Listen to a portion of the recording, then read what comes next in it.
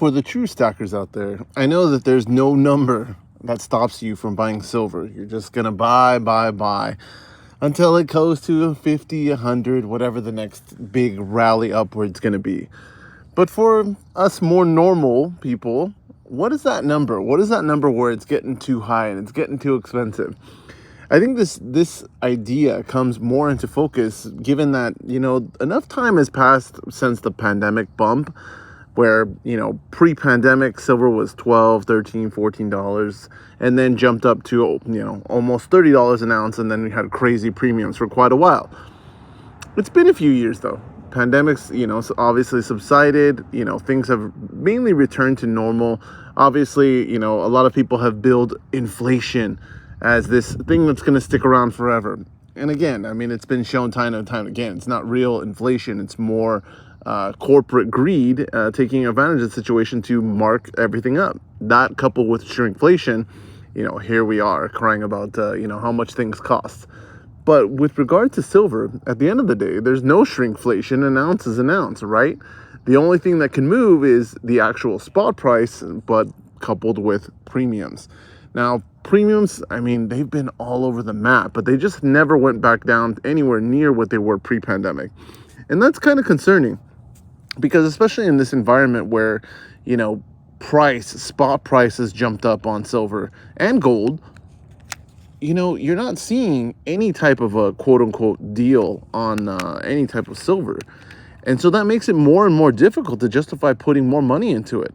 What's the number? Myself, I think, when I see spot price anywhere near, $25 an ounce, I kind of want to stop buying because I really don't feel there's additional value there. There's no real protection factor, in my estimation. There's no real, storage of, investment value, so to speak. It's more just a store of value in general, which is fine, which is great. Again, outside the system, it's, it's cash equivalents to some, not necessarily here in California, because I honestly feel that most people here and a lot of the country in general really wouldn't know the value of silver. They wouldn't even know how to tell if it was silver or a different metal, to begin with, let alone if they knew for sure it was silver, what it was worth. Gold, even though I kind of feel the same thing about gold, I feel like at the end of the day, just because of the recognizability of gold, if they knew that it was gold, even if they didn't know exactly how much it was worth, they know that, there's a lot of value there. So, potentially in the right circumstance, you can get more value than what that gold is actually worth, just the fact that it's gold. I don't think you'd have that type of an issue with silver. But for me, that number, like I said, is $25. I feel like anything more than that, I just don't see a return on, quote unquote investment. Not that, metals are an investment, but I feel like there's consistently more likelihood that metals go down at some point pretty substantially. And the thing is that, again, metals over time that I've been watching them, which, there are many people here who say that's a very short time frame. But, over the time that I've been watching how metals react to different things, different conditions, different stimulus, there's just no clear thing that says, when this happens, metals go up, when this happens, metals go down. And so because of that, it really is a fool's gambit to try to predict over, any period of time how metals behave. The second part of that equation is, again, kind of lost on the stacking community. And that is that, you hear a lot of times about the price manipulation. Oh, the price is manipulated and it's held down, or, one way or the other, it's manipulated. We know premiums are kind of obviously the game of the bullion dealers, but just spot price in general, price of silver, in the general market. If you really think that that's manipulated, then how can you hang your hat on, it's going to go up over time because of X, Y, or Z? You can't. In fact, even if, again, I think it's a false argument, you hold that, silver keeps up with inflation. Look at this date to this date. It keeps up. Stop.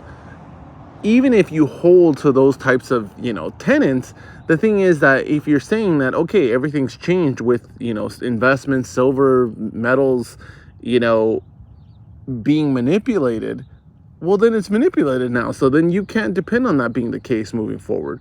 Again, you could go extreme with it and say that well, You can't depend on you can't, hang your hat on anything going forward. That's true, right? I mean, but at the end of the day, let's keep it to silver and gold. Gold, I would say, at the end of the day, the biggest thing to me that's really not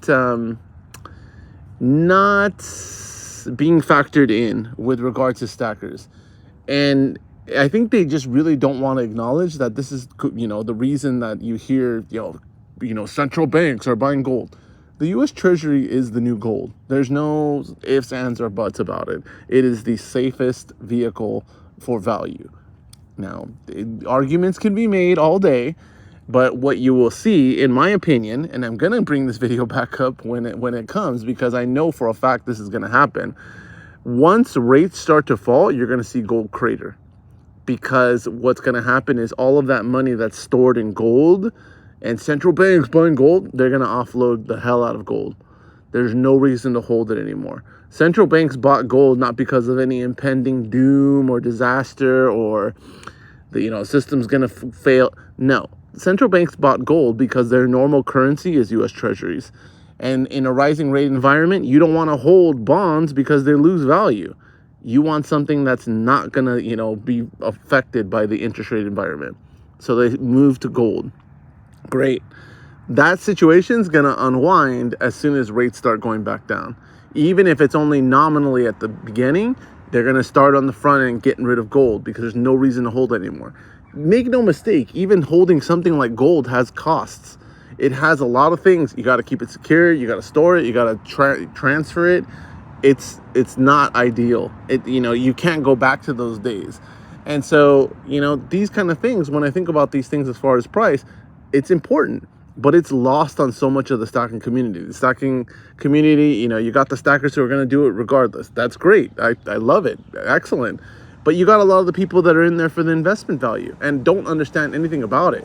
I mean, even myself, who, has plenty of qualifications to evaluate investments or just, anything of asset of value, there's no rhyme or reason really to silver and gold, at least, over the past, 10 years or so.